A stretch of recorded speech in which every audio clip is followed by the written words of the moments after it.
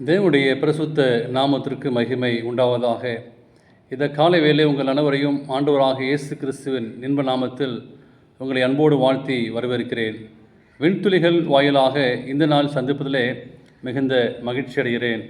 யாக்கோபு 1:4 வாசிக்கிறோம், நீங்கள் ஒன்றிலும் குறைவுள்ளராய் இராமல் பூர்ணராகவும் நிறைவுள்ளராய் இருக்கும்படி பொறுமையானது பூர்ண கிரியையை செய்ய கிடவது என்று சொல்லி நாம் வாசிக்கிறோம்.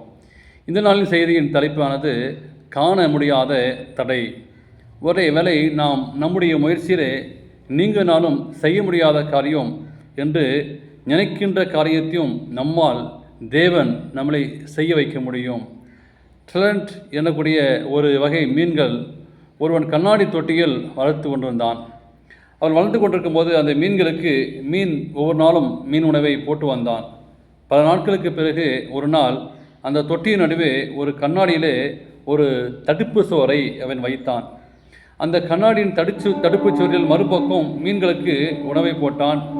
மீன்கள் ஒரு பக்கம் இருந்தன, உணவு ஒரு பக்கம் இருந்தன. அந்த மீன்களுக்கு அளிக்கப்பட்ட உணவு, அந்த மீன்களுக்கு உணவுக்கும் இடையே கண்ணாடி தொட்டி இருந்தது. அந்த மீன்கள் தங்களுடைய உணவை உட்கொள்வதற்கு முயற்சி செய்தன.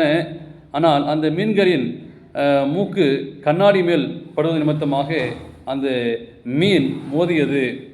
பலமுறை அந்த மீன்கள் முயற்சி செய்தது, ஆனால் கண்ணாடி தடுப்பதற்கு தடுத்திருந்தது.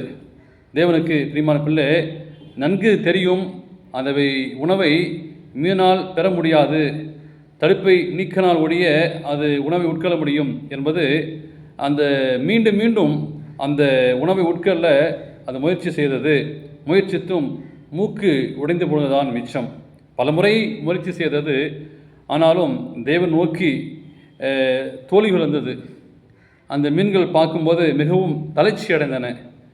அந்த கண்ணாடி தடுப்பு சுவர் நீக்கப்பட்டது. மீன்களுக்கு மீண்டும் உணவு போடப்பட்டது. ஆனாலும் மீன்கள் சாப்பிடவில்லை. கண்களுக்கு முன்னும் மிகவும் அருகாமையில் அவைகளின் தலைக்கு மேலாக அந்த உணவுகள் நீரில் மிதந்து கொண்டிருந்து அவற்றை பொருட்படுத்தவில்லை. சந்தோஷமாக தங்களது பசியை ஆற்றக்கூடாமல் தங்களுக்கு ஏற்ற உணவை சாப்பிடாது பசியினால் அனைத்து மீன்களும் மாய்ந்து போன முன் அனுபவங்களே அதற்கு காரணம். இன்று நம்முடைய வாழ்க்கையிலையும் உங்களுடைய வாழ்க்கையிலையும் என்னுடைய வாழ்க்கையிலையும் என்றும் பல மாணவர்கள் சில முறை நல்ல மதிப்பெண் பெறாவிட்டால் படிப்பிலே நிறுத்திவிடுகிறார்கள். முதலில் சரியான நண்பர்கள் கிடைக்காவிட்டால் ஓய்வு நேரத்தை தனியாக செலவிடுகிறார்கள். இப்பொழுது வெற்றி கிடைக்காமல் விட்டால் எப்பொழுதும் கிடைக்காது என்று நினைக்கக்கூடாது.